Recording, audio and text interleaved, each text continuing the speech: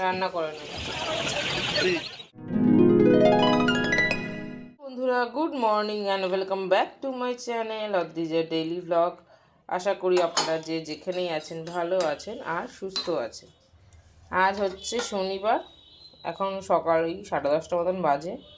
এখন আমরা সবে চা খাবো, ছুটির দিন, মেয়েরাও ঘুমাচ্ছিল। তো চলুন চাটা খেয়ে। ঘুম থেকে উঠে এসছে, এখানে জ্বালাচ্ছে আমাকে, বদমাইশি করছে।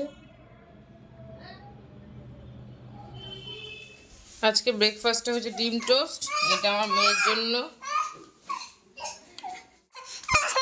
আমার ছোট মেয়ে এনে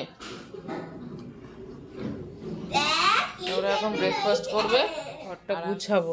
ওর বাবা আসলে ওর বাবাকে পরে ব্রেকফাস্ট দেবে।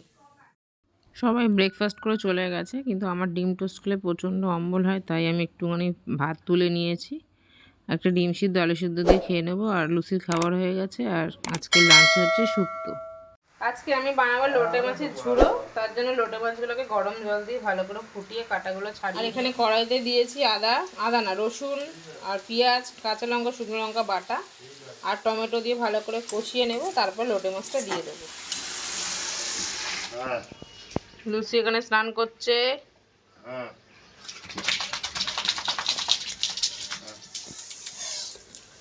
লুচি পরিমাণ মতো হলুদ দিয়ে দেবো, কাশ্মীরি গুঁড়ো লঙ্কা। মশলাটা আমার কষা হয়ে গেছে, মাছটা দিয়ে দেবো। যতক্ষণ না জলটা শুকাবে ততক্ষণ এটাকে ভালো করে রান্না করে নেব। তারপর লাস্টে ধনেপাতা দিয়ে নামিয়ে নেব। লোটে মাছের ঝুড়োটা আমার হয়ে গেছে। অতটা লোটে মাছের ঝুড়ো আমার এই এক বাটি হয়েছে।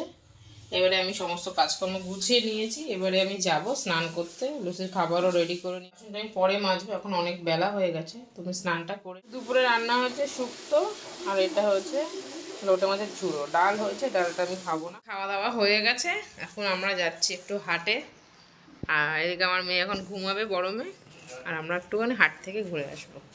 আমাদেরকে একটু হাট থেকে ঘুরিয়ে নিয়ে আসি। আমাদের এখানে হাট কীরকম হয়, যারা আমাদের এখানে থাকেন তারা তো জানেন, যারা অনেক দূরে থাকেন তারা জানতে পারবেন যে আমাদের এখানে হাট কীরকম হয়। কাকু আমার মেয়েকে বলছে যে আমিও তোর বাবার গাড়িতে করে যাব। তো আমার মেয়ে বলছে যে না, আমার বাবার গাড়ি। তো কাকু বলছে এটা আমার বাবার গাড়ি। তো কাকুকে আবার মারছে ধরে, দেখুন।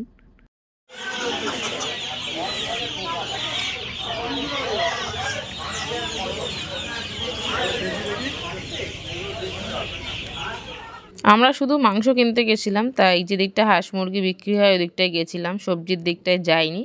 কেননা সবজি কিনবো না, আমাদের এখানে বাজারে সবজির যা দাম ওই হাটেও তাই দাম।